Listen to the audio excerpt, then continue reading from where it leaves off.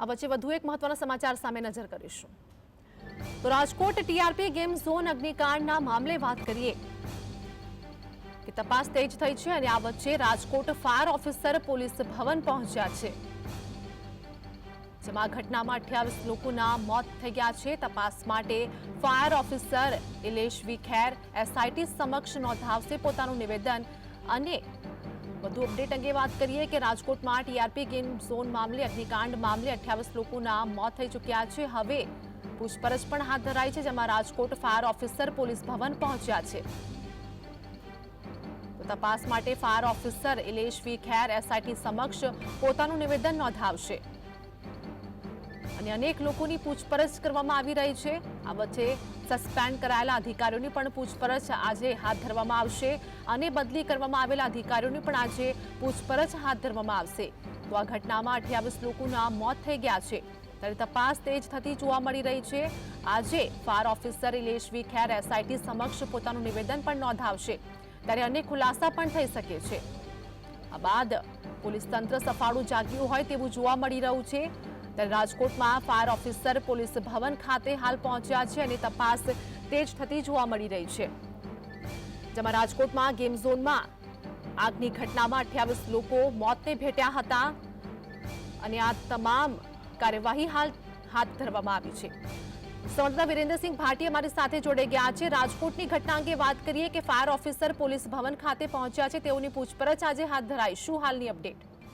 બિલકુલથી આરતી, કે જે Rajkot TRP gaming ઝોનમાં આગ લાગી હતી, તે આગ બાદ હાલ ગૃહ વિભાગ જવાબદાર કર્મીઓ સામે પગલાં ભરવા માટે એક્શન મોડમાં આવ્યું હોય તેવું લાગી રહ્યું છે.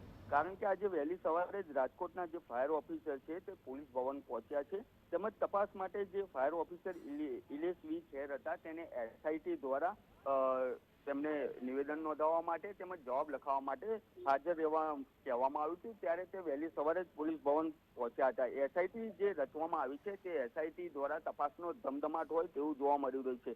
કારણ કે આ ગઈકાલ મોડી રાત્રે પણ જીએસટીવી દ્વારા સમાચાર પ્રસારિત કરવામાં આવ્યા હતા અને તેની અંદર તે પણ કહેવામાં આવ્યું હતું કે 2 જેટલા ક્લાસ 1 અધિકારીઓ છે તેની વિરુદ્ધ એસીબી દ્વારા આવનારા દિવસોમાં ગુનો દાખલ થવામાં આવશે. એટલે કે ક્યાંક ને ક્યાંક જે ગૃહ વિભાગ છે તે હાલ અગ્નિકાંડ બાદ આ અગાઉ પણ અનેક અગ્નિકાંડ થઈ ચૂક્યા છે, પરંતુ પહેલી વખત ગૃહ વિભાગ આટલું એક્શન મોડમાં આવ્યું હોય તેવું લાગી રહ્યું છે. કારણ કે આક્ષેપિત અધિકારીઓ જે હતા તેમના એન્ટી કરપ્શન બ્યુરો હોય કે તેમના દ્વારા તપાસનો ધમધમાટ ગુપ્ત રાહે ચલાવવામાં હાલ આવી રહ્યો છે.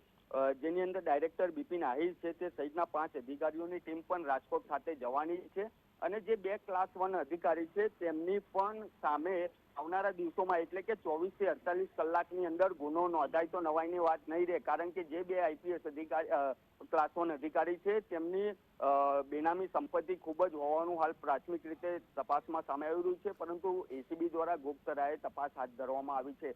અવારનવાર ઉચ્ચ અધિકારીઓ બચી જતા હોય છે અને નાની માછલીઓ ઉપર ધોવાઈ જતી હોય છે, પરંતુ ફરી એક વખત જ્યારે ગૃહ વિભાગ એક્શન મોડમાં આવ્યું છે ત્યારે ઉચ્ચ કક્ષાના જે અધિકારીઓ છે ક્લાસ 1 કક્ષાના અધિકારીઓ તેમની સામે જે તપાસ છે તેનો ધમધમાટ હાલ જોવા મળી રહ્યો છે. કારણ કે અપ્રમાણસર મિલકત તથા સત્તાનો દુરુપયોગ કરીને કર્મચારીઓ જે પોતાની બેનામી સંપત્તિ વસાવતા હોય છે તે સંપત્તિ ઉપર એસીબી આવનારા દિવસોમાં કારસો ઘડી શકે તેમ છે. આરતી, જીવરેન્દ્ર, સમગ્ર માહિતી બદલ આપનો આભાર.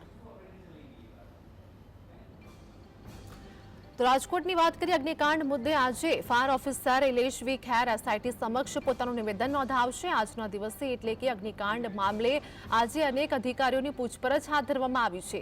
જે પ્રમાણે સસ્પેન્ડ અધિકારીઓની પણ આજે પૂછપરછ હાથ ધરાશે. તેઓની સાથે જે અધિકારીઓની બદલી કરવામાં આવી છે તેઓની પણ પૂછપરછ હાથ ધરવામાં આવશે.